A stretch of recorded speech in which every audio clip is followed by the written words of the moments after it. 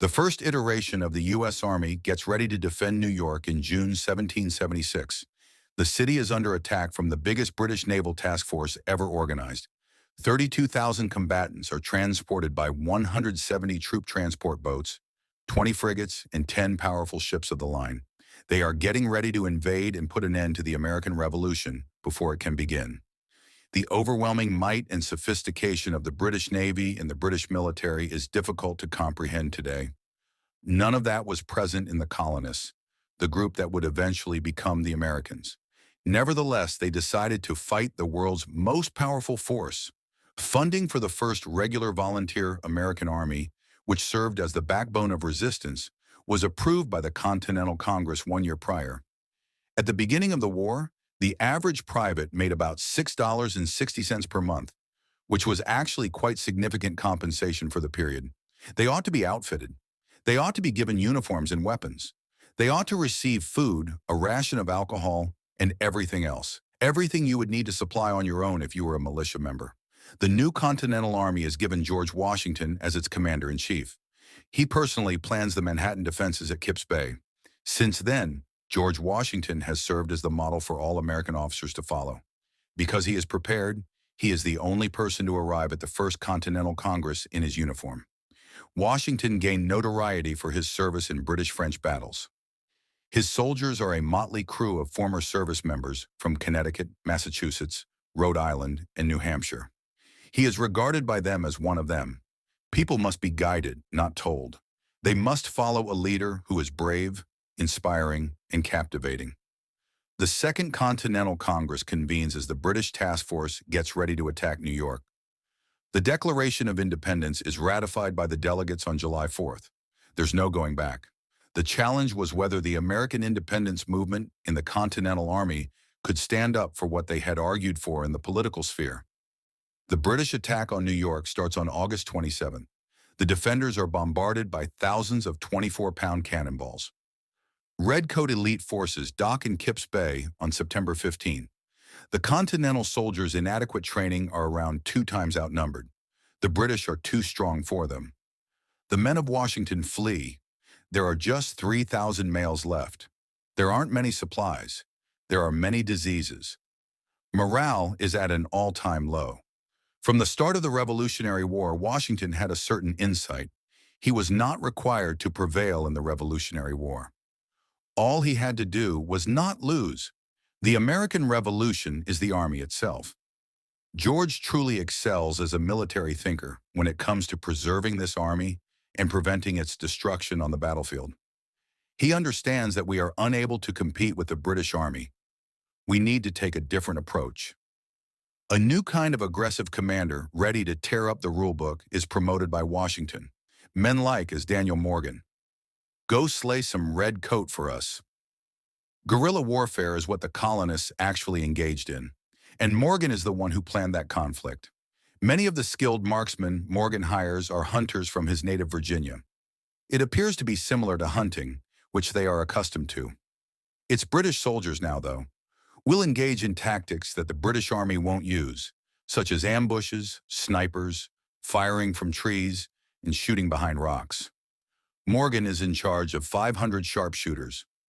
Muskets made up the majority of weapons during the Revolutionary War. It's possible that the muskets are accurate to about 40 yards. The long rifle, which some Americans utilized, was not a novel concept. A few centuries prior, it had been invented in Germany. However, this is the concept. The gunsmith would begin working inside that smooth barrel in a spiral groove that extended the entire length of the barrel. The projectile becomes trapped in the grooves when that rifle fires. As it exits the barrel, it begins to spin. It has that iconic spiral if you've ever witnessed a decent quarterback toss a football. When a gun barrel has such spiral grooves, the ball that emerges from it will act more like a football.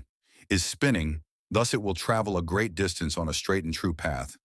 The Redcoats officers and the British Native American Scouts are the two groups that the sharpshooters target.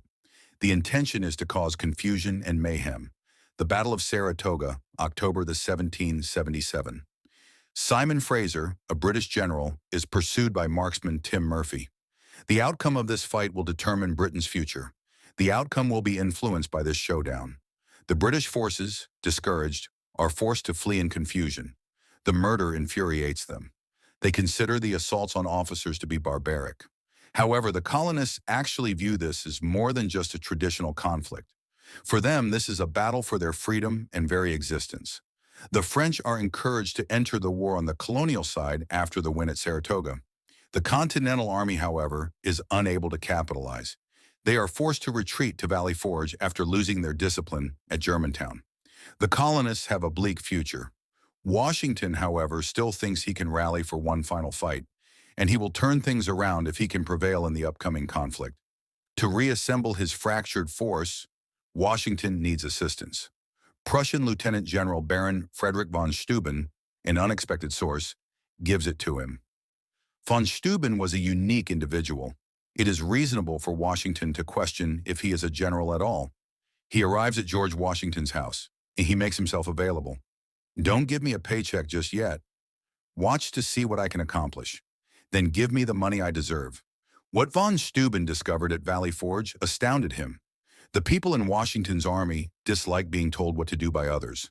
Telling them that you're fighting for freedom is really difficult. But I'll whip you if you don't follow my instructions. Von Steuben must first get the troops to agree. Your doctor might have been British, French, or Prussian, depending on where you were from and what colony you were in. We can no longer do that, he says. Develops a drilling technique that is American. In his blue book, America's First Military Manual, von Steuben details everything, paying special attention to the vicious tactics of hand-to-hand warfare. In the past, when men used muskets that were not very accurate, the bayonet was a crucial weapon. He so practices using the bayonet every day, learning how to both charge and be shocked by a bayonet charge. Valley Forge was abandoned by the core of a more disciplined army. People who didn't pass away or give up improved their skills. They grew closer together. They gained self-assurance. In addition to upending the country, the American Revolution upended the American soldier. Yorktown, October 1881. The Redcoat Bastion is about to be overrun by George Washington, the Continental Army, and their French allies. We were outnumbered and outfought over 3 weeks of acrimonious combat. The British give up.